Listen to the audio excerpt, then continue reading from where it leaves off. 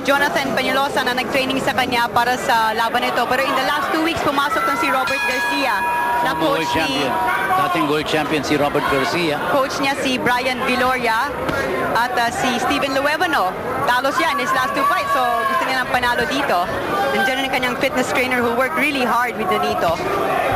Let's talk about this guy, Chango naman, Ronnie.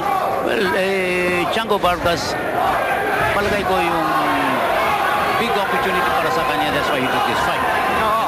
Lalaban siya nasa sa Mexico itong gabing to. Pero nung tinawagan siya ng kanyang manager na si Fernando Beltran, he gladly took this fight. Siyempre, main card TV fight against the world champion. You never know. Yeah, he's a pretty aggressive young fighter. Pero palagay ko, he will not be able to match the speed and the power of Nonito Donaire. Oh, wow. Good overhand right by Chango Vargas. Oh. Gusto ng kanyang corner, dagdagan pa ang mga suntok na bibitawan. Hard right. Nonito! Hurt him with the right. Pinapakita ang power na. He staggered him with the right. Flash. Nice hook but caught some air. Ayun. But Chango Vargas is a fighter. Si Vargas, Malaban. Malaban pala to. Parang manok. So he's from the south of Mexico. Yes. And they're Sa warriors. Jalisco. Warriors talaga yung mga Mexicano. Mga mandirigma rin, no? Saka, sabi nga ni Nonito, hindi siya gaano makapagplano dahil, you know, he's never seen this guy fight. So dito lang niya, parang nag-change stance pa to si Vargas.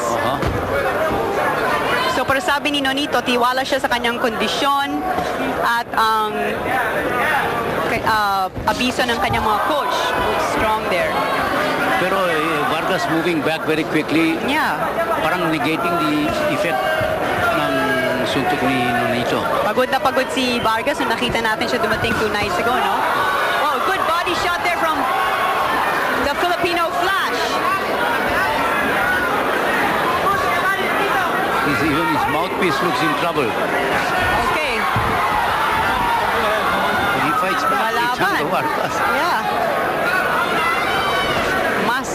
Mask lang pala yung yung look niya kanina. Talagang palaban din. Yung look niya parang takot pero ngayon parang tigre na. Nonito. Donaire waiting to connect with the left. You can see that punch coming. Oh, good. Overhand right by Donaire. Power behind that punch.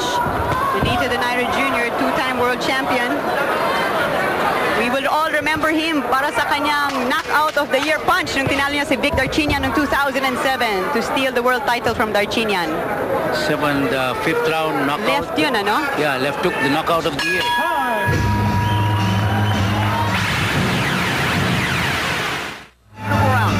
Balik paglawan. Time now for the Cobra Tunay na Lakas Punch of the Round.